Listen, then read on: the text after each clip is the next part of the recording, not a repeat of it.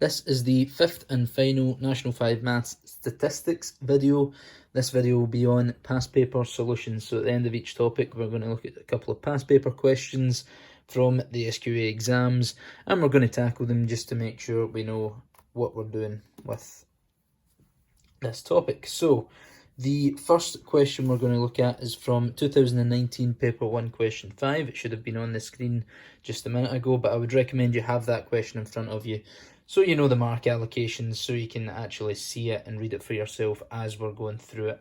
Obviously pause it and attempt it yourself first and then look at the solutions. So the question says, the midday temperatures in Grantford, so this fictional town of Grantford, were recorded over a 9-day period. The temperatures in degrees Celsius were, and I've written these here, so 4, 7, 4, 3, 6, 10, 9, 5 and 3. Those are the temperatures. And the question is, calculate the median and the semi-interquartile range for these temperatures. So if you don't know what those things are, please go back and watch video 2 in this series. You'll find out what you find out what the median is in video 1, but you'll find out how to calculate semi-interquartile range in video 2. So this is quite a nice question. I should point out as well, don't need a calculator for this one. It's in paper 1, so we can move that out the way. So how do we calculate the median? Well, we've got two definitions of the median. One of them is it's the middle number in an ordered list. One of them is it's the value which splits an ordered list into two equal parts, which are the same thing, essentially. However, our first problem here is we don't have an ordered list. So the first thing we're going to have to do is put these numbers in order from smallest to biggest. So I would always recommend writing them out, even though you've got a write-on exam in front of you. When you're trying it at home, write them out so that you've got them in front of you, and then do this. Okay, so we've got 3 is the smallest, there's 2 3s, so I'll go 3 and 3, and I'll cross them off as I go. Then I've got 4 and another 4, so I'll cross them off. Yep, then I've got a 5, I can cross that off. Then a 6, cross that off. Then a 7, cross that off. Then a 9, then a 10, and I think that's all of them. Always just double check you've got the same number of things in this list as you do in this list. That way you know you've not made one up or missed one out. So you've got 1, 2, 3, 4, 5, 6, 7, 8, 9. Okay. One thing to point out as well with the SQA exams, they will usually give you a nice number of things. They won't give you a list of 21 temperatures very often. They might be feeling quite nasty that day, but normally you'll get about 9 or 11 or 13, something like that, a reasonably low number. And we'll talk about that a bit more later with some of the other statistics questions. Okay, we have an ordered list, smallest to biggest. Let's find the median then. Well, it's the middle number. If I've got 9 things, that means it's going to be the 5th one in, which by coincidence is also the number 5. So that right there is our median. But it's also, remember, it has another name as well. It's our middle quartile, so that means it's also Q2. So we're going to keep that in mind. So it means our median is 5. Okay, how do we find our upper and lower quartiles then? Okay, why are we finding our upper and lower quartiles? Because we need to find the semi-interquartile range, and we're obviously going to need the quartiles to do that. So if we've split our list into two equal parts, remember the lower quartile is essentially the median of the lower half, so that's going to be right in there. And our upper quartile, Q3, is going to be the median of the upper half, so that's going to be right in there. Okay, so remember what happens when we're in between two numbers for our quartiles. Well, what number is halfway between 3 and 4? Obviously, there isn't a number in between 3 and 4. You'll have to go into decimal. Halfway between 3 and 4 is 3.5. Okay. And halfway between 7 and 9 is 8. Okay. So we have our median is Q2, which is 5. Q1 is 3.5 and Q3 is 8. Remember, the question asks us to calculate the median and the semi-interquartile range for these temperatures. So I would just write explicitly median equals 5 somewhere. Having it circled is lovely, but and having Q2 written there and things like that is good. But you want to have it explicitly written that your median is 5. Okay, how do we work out this semi-interquartile range now? Well, let's just recap a few things. We'll kind of do it over here in a little box so we're not taking up too much space. Remember what the range is. That's from the highest number to the lowest number. Okay, so the highest minus lowest is how you work out the range. The interquartile range is then the highest quartile, Q3 minus Q1. And the semi-interquartile range, remember, like if you've got the Champions League final, that's the one game, whereas if you've got the Champions League semi-finals, there's two of them, they're split in half, so the semi-interquartile range is Q3 minus Q1, and you split it in half, you divide it by 2. So that's our wee recap about how you find the semi-interquartile range. So all you need for the semi-interquartile range is Q3 and Q1, and you can divide it by 2. So we're going to do that over here. Semi-interquartile range equals Q3 minus Q1 divided by 2. Q3 is 8, Q1 is 3.5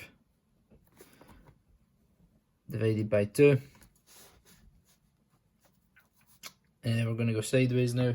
So 8 minus 3.5, remember you're doing this without a calculator. 8 take away 3 is 5, take away another 0.5 is 4.5.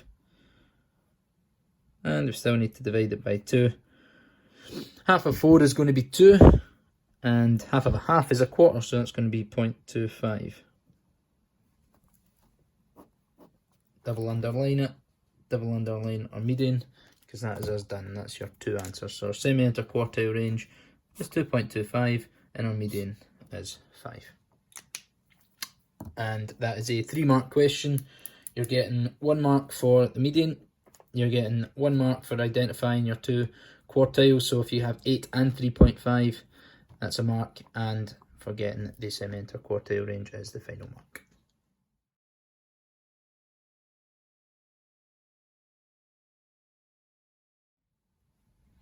Okay, so 2019 paper 1 question 5 part B this time. So the question says, again you should have it in front of you, it says over the same 9-day period the midday temperatures in NDOC were also recorded. So we've got this fictional place Grantford from part A, and we've got NDOC in part B.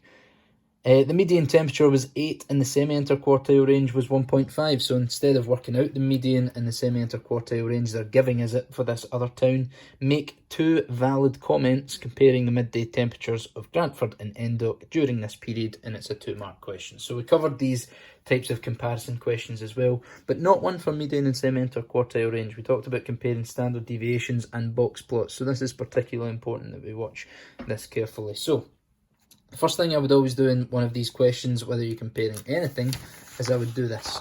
So I would draw a little table. We've got our 2 fictional towns, Grantford and NDOC, and what we're comparing is the median and the semi-interquartile range. The question tells us that. Okay?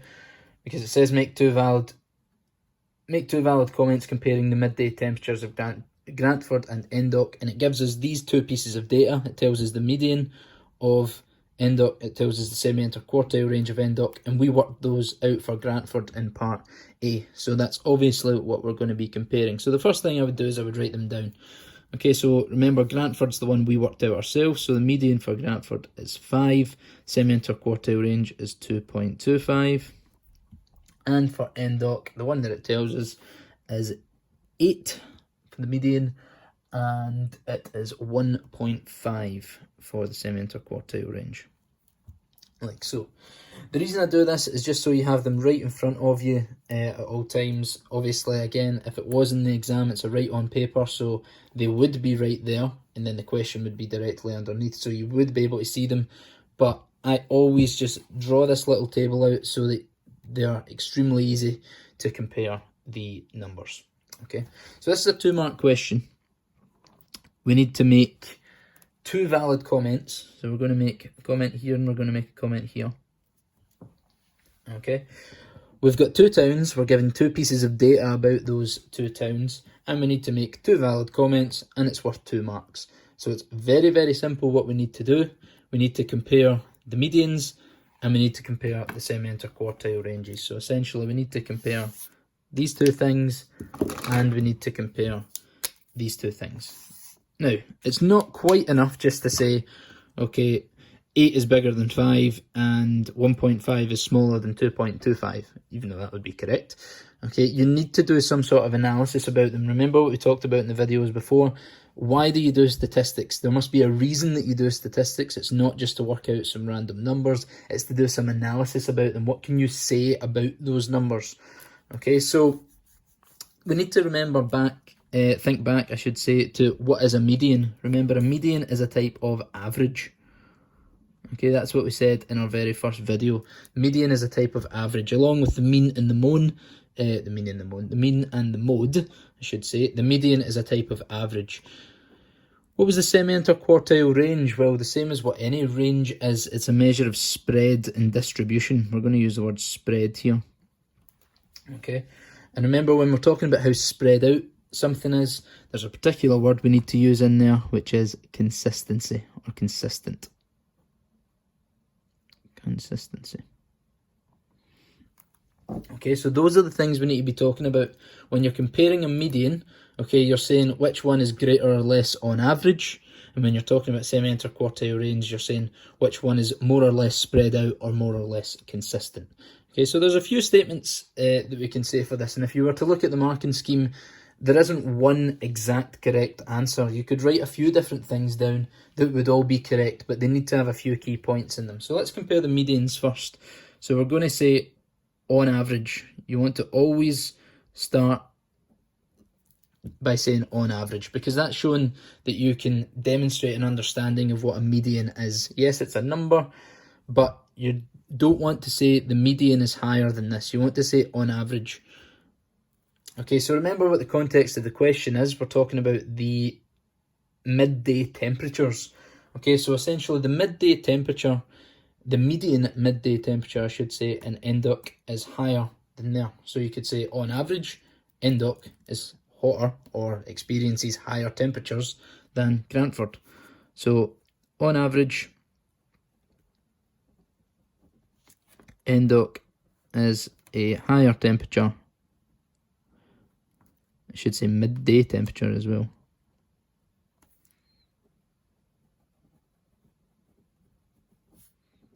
Than Grantford. Okay. You don't need to write a huge big massive essay about that.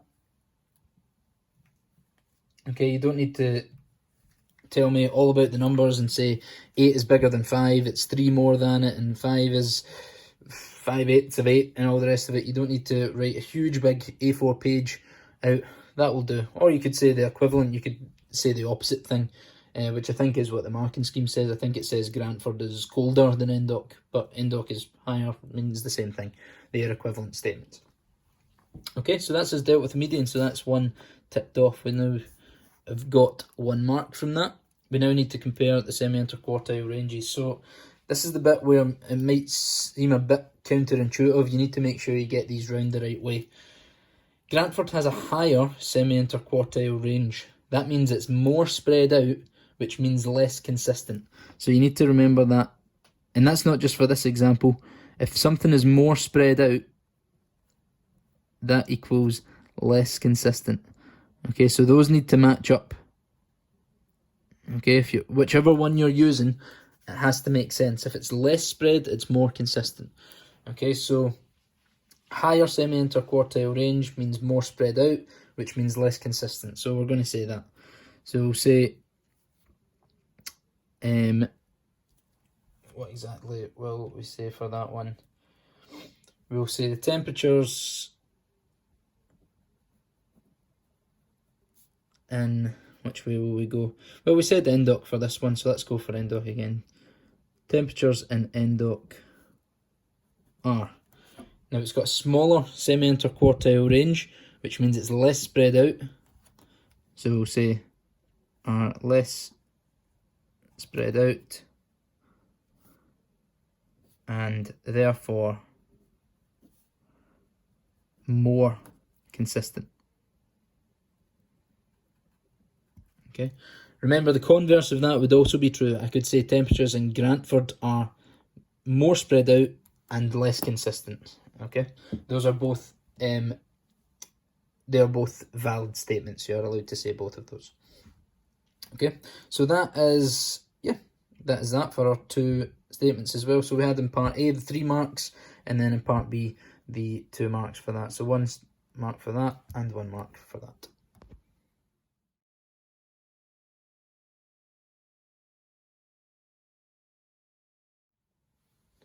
So now we have 2018 paper 2 question 5. So you'll notice the scientific calculator has made a reappearance here because we're doing a paper 2 question. Okay, so we're going to need our calculator for this. So you should have that question in front of you, and it says this. So a farmer's market took place one weekend.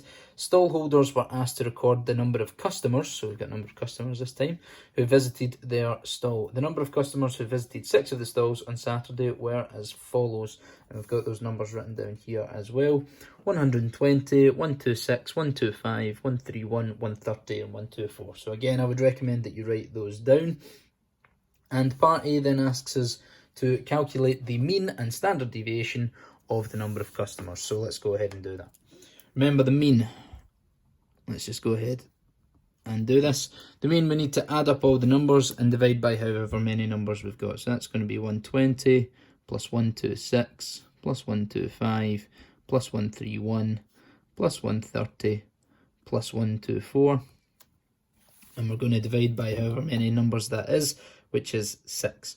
Remember, in some of the examples, I did do a few wee dots and not written down all of the numbers. However, if it's in your final exam, I would highly recommend you just write them all down.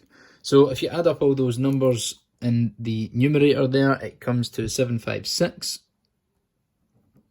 which if you then divide by 6, I believe gives you 126. Let's just double check. That is, it's 126. Okay, so that means we have a mean of 126. So that's us already got 1 mark out of 4 in the bag so far. But we've not done the main work, which is the standard deviation. So the first thing, if you do forget what standard deviation is, okay, and how to work it out, I would just look at the formula sheet and write down the formula, because it can give you a hint of what to do next. Okay, because if you recall, we need to do a table, but if you forget what goes in the table, look at the formula and see if it can help you. So the formula for standard deviation is the square root of the sum of x minus x bar in a bracket all squared divided by n minus 1. Okay, so that's our standard deviation formula. Okay, and if you can't remember what to do next, that can give you a hint, because if you look at the top line of your fraction, so if you look at the numerator inside this square root, your table is essentially that bit there. Okay, or your table is building towards that bit there, I should say. So if we then write down what our table is going to look like, those are essentially the headings of our table. So we have x, x bar, x minus x bar, and x minus x bar in a bracket, all squared. Those are the things we need to put in our table. Okay, I should point out as well, I think I mentioned in a previous video, certainly about the first question, the SQA will not give you a huge number of numbers to work with. They will usually give you maybe 4, 5, 6, something like that. There's 6 in this question, which is about as many as they would give you. You're not going to be asked to do standard deviation with 20 things. When we are in class, we will do that, but in the exam, you're not going to have to do it too much, because it's unnecessary. You don't need that many. Okay, so which goes in each of these? Remember, x is our variables, i.e. the data that we're given the question. So we've got 120, 126, 125, 131, 130, and 124. What was x bar again? Remember, that's our mean, so this is this. Okay, so we just need to write 126 in there. You might see some other teachers or other examples online and solutions and things like that don't really put that column in, because they're just putting it all down. I just think it's nice, because then for this column you're doing x minus x bar, so you just do that, take away that, and it's very linear. They're right next to each other. 120 take away 126 is negative 6. 126 take away 126 is 0. That's going to be negative 1. That's going to be positive 5. That's going to be positive 4, and that's going to be negative 2. And then remember, when we square them, -6 squared, if you were to put in your calculator exactly what I just said, -6 squared, it will incorrectly tell you that you're wanting -36 in here. Remember, that's because we're clever, we know there's brackets here, so we should have brackets round that. And if we do -6 all squared, that will give me +36. Remember, this full column at the end should always be positive.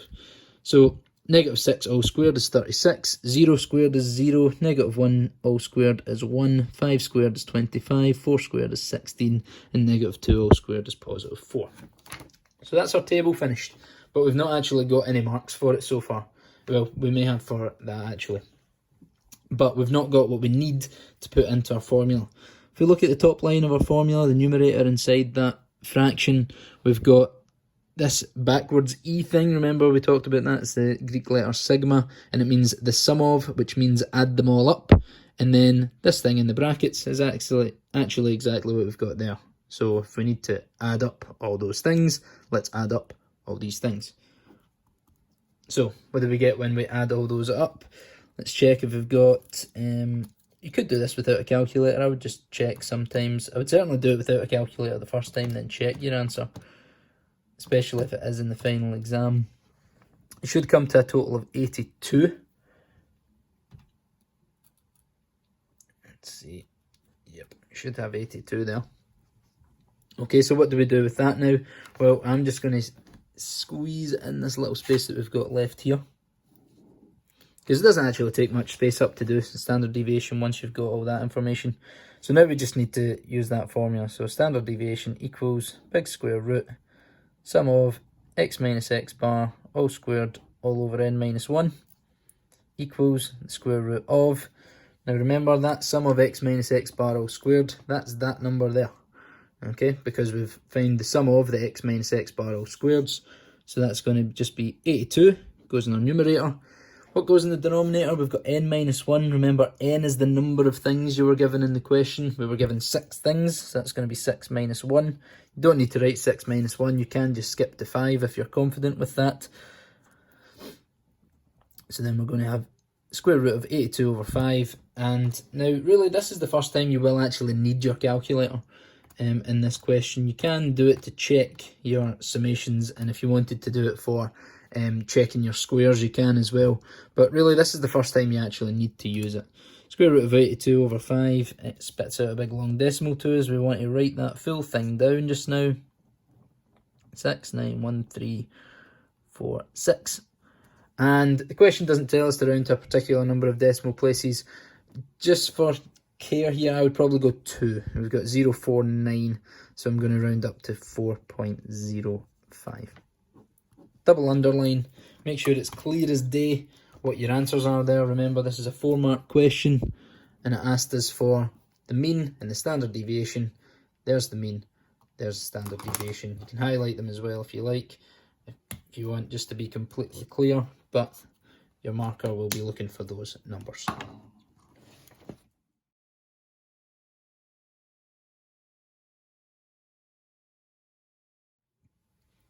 Okay, so we're on to the final part of this video. We're only going to do 2 past paper questions today because there really are only 2 that are often in the exam. There's not been a box plots question before in the National 5 Pure Maths exam. There is in National 5 applications.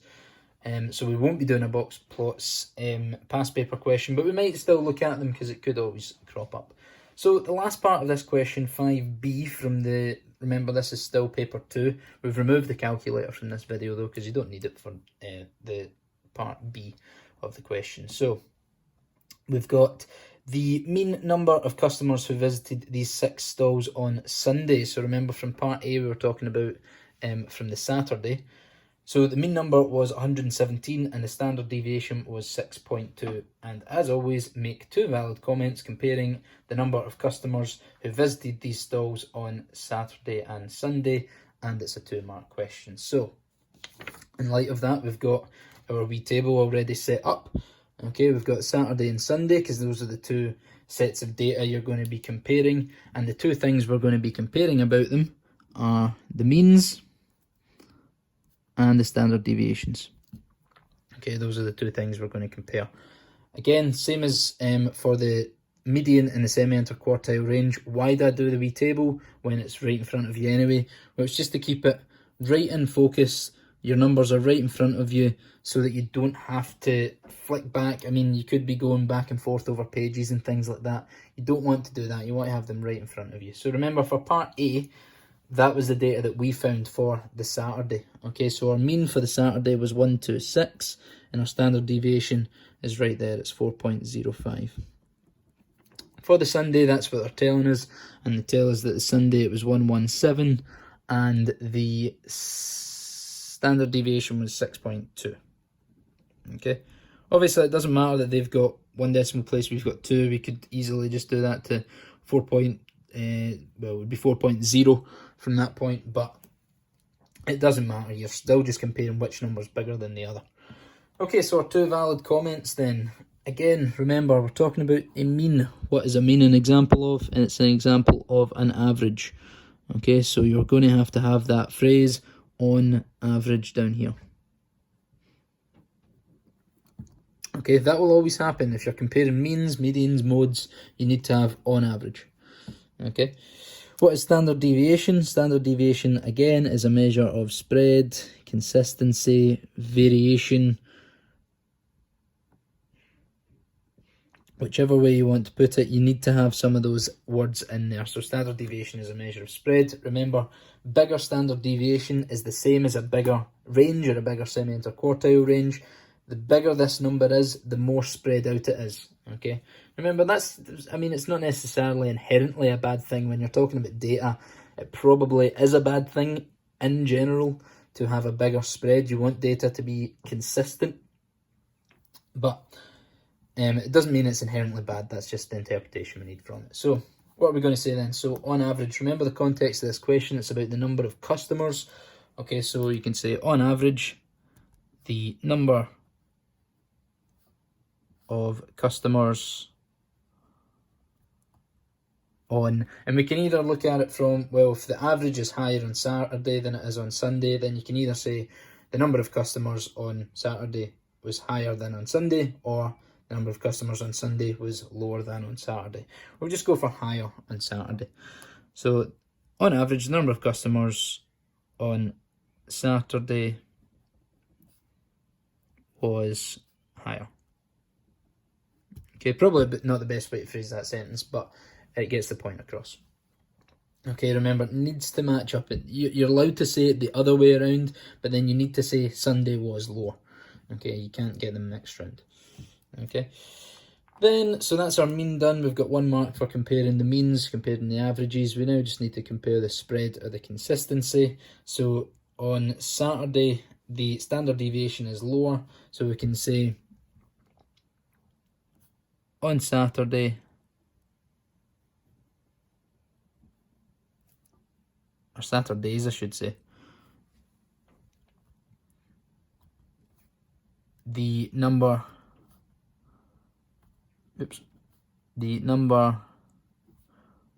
of customers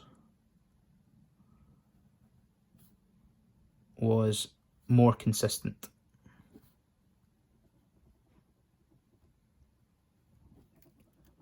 And I'm just going to put or less spread out,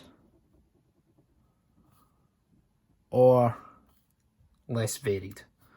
Okay, they all mean the same thing. You only need to put one. Okay, that's why I'm putting or instead of and. Okay, so you can either put it was more consistent, less spread, or less varied. You only need to put one of them in. But there we go, and that's our perfect answer. So that's our 2 past paper examples done for the statistics topic, and we'll move on to the next one now. Obviously, there's other examples available in the past papers. We're also going to look at standard grade credit past papers for some more practice, but you can consult them whenever you like now. That's that topic done.